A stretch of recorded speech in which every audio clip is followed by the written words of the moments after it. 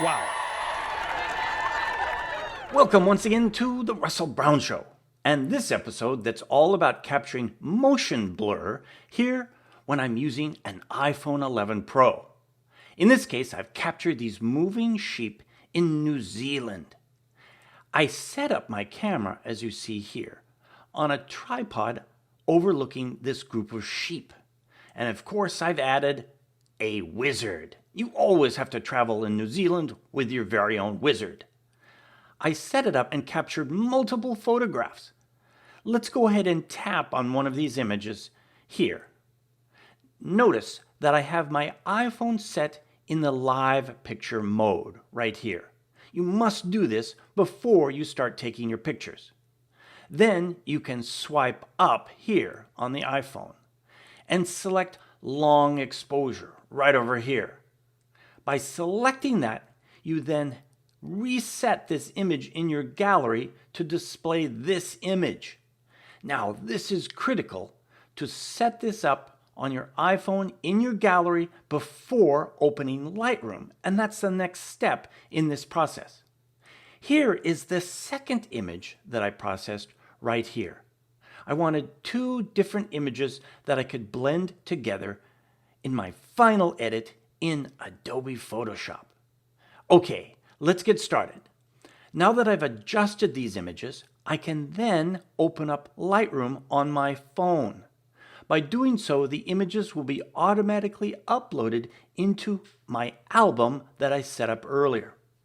Now here I am in Adobe Lightroom on the desktop. This is my original image that you see right here. This is the image after my corrections.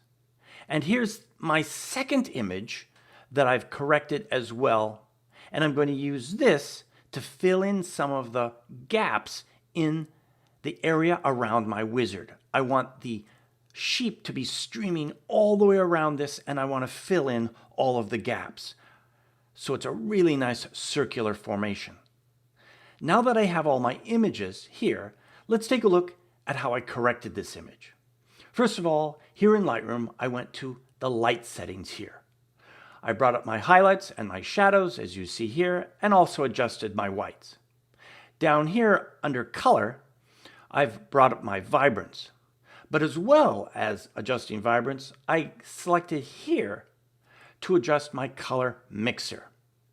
Notice that I'm going in and targeting specific colors within my image, both for luminance and saturation adjustments.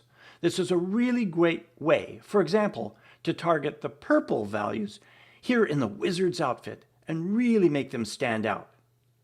Next, I'm going down here to effects. Check this out. I've reduced the clarity to a -49 to achieve a softer glowing effect to the motion. Then I increased the dehaze to bring back a bit more contrast in the midtones.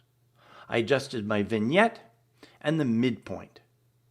Next, I'm going down here to detail. I reduced the noise overall and of course color noise reduction as well. Down here under optics, I'm going to remove the chromatic aberrations and make a lens correction adjustment based on the Apple iPhone 11 Pro. And then finally, I've finished my project and I want to edit this in Photoshop. Here on the desktop, I can select the image, then do a right click with my mouse, then this dialog will appear. I can then select Edit in Photoshop from the desktop. And here I am in Adobe Photoshop on the desktop. This is the first image that I corrected in Lightroom and I placed it here into Photoshop. I'm going to turn on the visibility of this second image right here.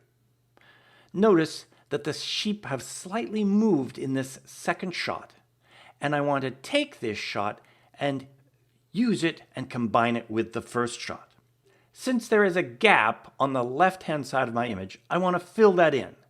If I select this top image and select under Edit, Transform, Flip Horizontal, I can then swap the motion of the sheep over to the other side. This looks great. I can now go in and apply a mask. By tapping on this icon down here, I can add a mask. Then, by selecting my brush tool and a nice large soft brush, and in this case with an opacity of 50%, as you see here, I can then go in and paint into the mask and fill in that hole that was over there on the left-hand side.